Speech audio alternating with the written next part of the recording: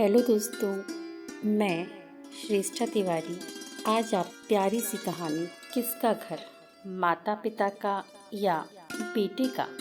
आइए कहानी शुरू करते हैं।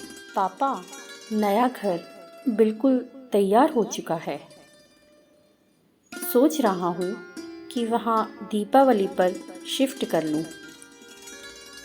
सिद्धार्थ ने अपने पापा गोविंद प्रसाद जी से कहा। सिद्धार्थ गोविंद जी और सुधा का इकलौता बेटा है। सुधा वहीं पर बैठी मूक दर्शक बनी चुपचाप सुन रही है। पिछले कुछ दिनों से उसने किसी भी बात पर रिएक्ट करना छोड़ दिया था। नए घर की उमंग में सिद्धार्थ और उसकी पत्नी रिया दोनों बेहद खुश थे। सिद्धार्थ बहुत बड़ा अफसर है। रिया भी अमीर खानदान से ताल्लुक़ रखती है। गोविंद जी ने अपने घर को बहुत चाव से बनवाया था। कोठी, बाग, बगीचा सब कुछ था। परंतु जब सिद्धार्थ ने कहा कि उसने भी एक घर का सपना देखा है, अपने घर का, ये सुनकर गोविंद जी आश्चर्यचकित रह गए थे। अपना घर? तो ये किसका घर है? नहीं पापा, ये घर आपका है। मैं अपने घर को अपनी मेहनत से बनाना चाहता हूँ। फिर उसने उनसे कुछ पूछने की ज़रूरत नहीं समझी थी। सब कुछ रिया और उसकी मर्जी से होने लगा था। बीच बीच में सिद्धार्थ उनसे सलाह ले लिया करता था। जबरन उन्हें 2-3 बार साइट पर भी ले गया था। माँ, उनसे तो ना कुछ पूछा, ना कुछ दिखाने की ज़रूरत महसूस की थी।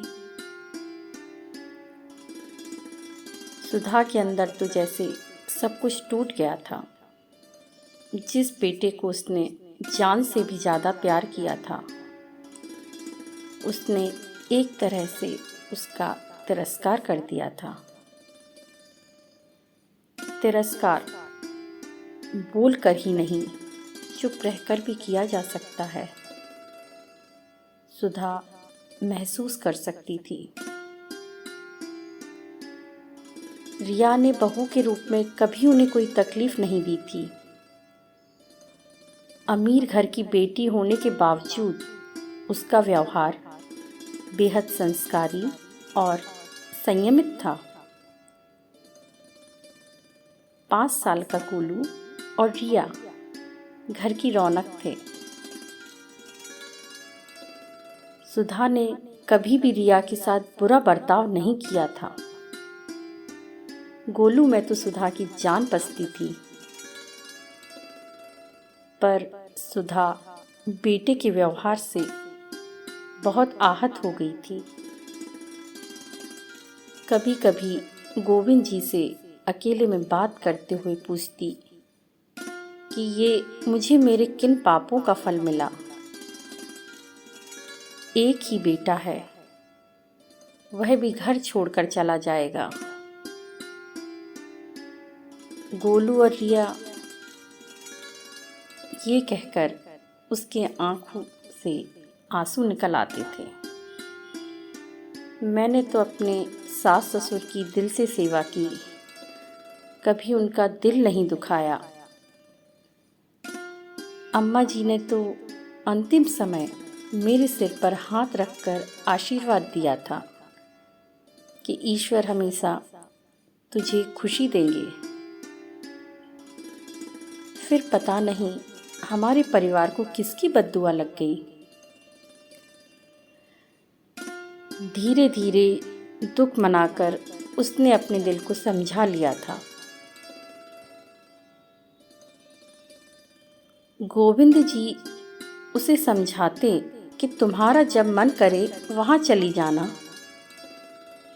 बेटी की तरक्की पर दुख नहीं मनाते, खुश होते हैं।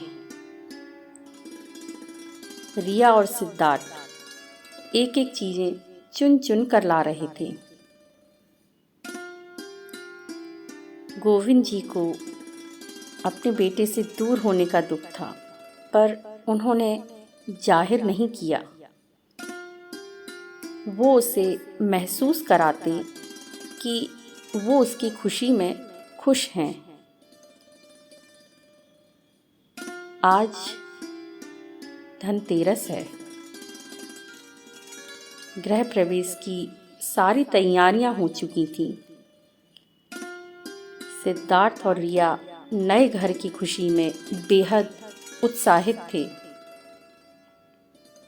सिद्धार्थ सुबह सुबह नए कपड़े लेकर माँ पापा के रूम में आया। पापा के लिए खूबसूरत सिल्क का कुर्ता, बंद गले की जैकेट के साथ, और माँ के लिए बेहद सुंदर सिल्क की साड़ी, मम्मी के पसंदीदा हरे लाल रंग की। माँ पापा जल्दी से तैयार हो जाइए, 11 बजे का मुहूर्त है।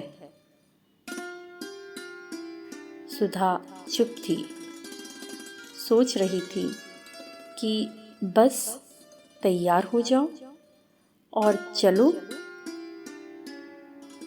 अंदर जैसे कुछ खत्म सा हो गया था। ना कोई उत्साह, ना कोई खुशी। उसे जाकर सिर्फ खड़े होना है। गोलू आकर उसके गले से झूल गया। दादी माँ, आप मेरे साथ चलोगी ना? आंखों में आंसू भरकर उसने गोलू को छाती से चिपका लिया। सुधा गाड़ी में पूरे रास्ते भर चुप थी। जिस दिन भूमि पूजन हुआ था, उसके बाद आज वो घर देखने जा रही है। गाड़ी से उतरते ही सामने बेटे की कोठी को सिर उठाकर देखा तो दंग रह गई। घर बहुत खूबसूरत आधुनिक तरीके से डिजाइन किया गया था। आओ माँ, बेटे ने माँ का हाथ पकड़ लिया। महीनों बाद उसने कुछ कहा।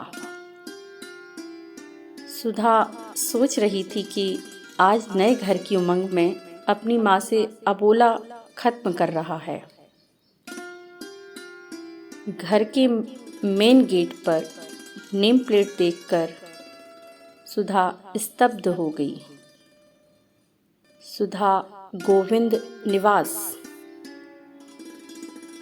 उसका दिल बहुत तेज से धड़क उठा। बेटा माँ के चेहरे के भाव पढ़ने की कोशिश कर रहा था। अंदर रिया खड़ी मुस्कुराई। आइए माँ, आपके नए घर में आपका स्वागत है। ये लीजिए आपकी अमानत। रिया ने घर की चाबियाँ सुधा के हाथ में रख दी। बेटे ने माँ का हाथ चूम लिया। माँ, अपने नए घर में भगवान के लिए भोग अपने हाथ से बनाओ, पर प्रसाद मेरी पसंद का होगा। सुधा समझ ही नहीं पा रही थी क्या बनाऊं। सुधा की आंखों से आंसू टपक पड़े। हलवा बनाऊंगी, मेरे कान्हा जी का और तेरी पसंद का। पहले अपना और पापा का रूम देख लो। सुधा को लगभग खींचते हुए रूम में ले गया। सुधा देख रही थी उस रूम में सब कुछ उसकी पसंद का है। पापा के लिए रॉकिंग चेयर, उसके लिए सामने से खुलने वाली खिड़की, सुबह सुबह सूर्य की पहली किरण के दर्शन, सूर्य भगवान को नमन करना, ये उसका सपना था। जिसे वह कभी सिद्धार्थ से कहा करती थी। बाहर तुलसी जी का चौरा, जैसा वो हमेशा चाहती थी। अरे, ये तो उसका लगाया हुआ मनी प्लांट है। इसके लिए वह कितना परेशान हुई थी। माली ने उसे उखाड़कर गुलदाउदी लगा दिया था, तो उसने माली को कितना डांटा था। तो मेरे बच्चे को सब कुछ याद था। उसका मन पुलकित हो उठा। कमरे की एक एक चीज को छूकर देख रही थी। माँ, आपने क्या सोचा था? आपका राजा बेटा आपके बिना खुश रहेगा? रिया मुस्कुराती हुई कह उठी। माँ, आपका बेटा तो मेरे गोलू से भी छोटा है। माँ, सिद्धार्थ ने सुधा को बाहों में समेट लिया। आपके संस्कार इतने कमजोर नहीं हैं। आपने क्या सोचा कि आपका बेटा आपको और पापा को यूं ही अकेला छोड़ देगा? नहीं माँ, वो घर मेरा है जो पापा ने मुझे दिया, और ये घर आप दोनों का है जो मैंने आपको दिया है। गोविंद जी आश्चर्यचकित थे। पर बेटा, परिवार तो 2 हिस्सों में बंट जाएगा ना? कैसे बटेगा पापा? ये घर मेरे ऑफिस के पास है, इसलिए वर्किंग डे पर यहाँ रहेंगे और वीकेंड पर वहाँ। मैं दादी के पास ही सोऊंगा। ऐसा कहकर गोलू दादी के आंचल में छिप गया। सुधा आंखों में खुशी के आंसू लिए अम्मा जी का हाथ अपने सिर पर महसूस कर रही थी। तो दोस्तों, आप कहानी कैसी लगी? अपने सुझाव ज़रूर दीजिएगा। शीघ्र ही एक नई कहानी के साथ प्रस्तुत होंगी। तब तक के लिए अलविदा, शब्बा खैर, नमस्ते, धन्यवाद।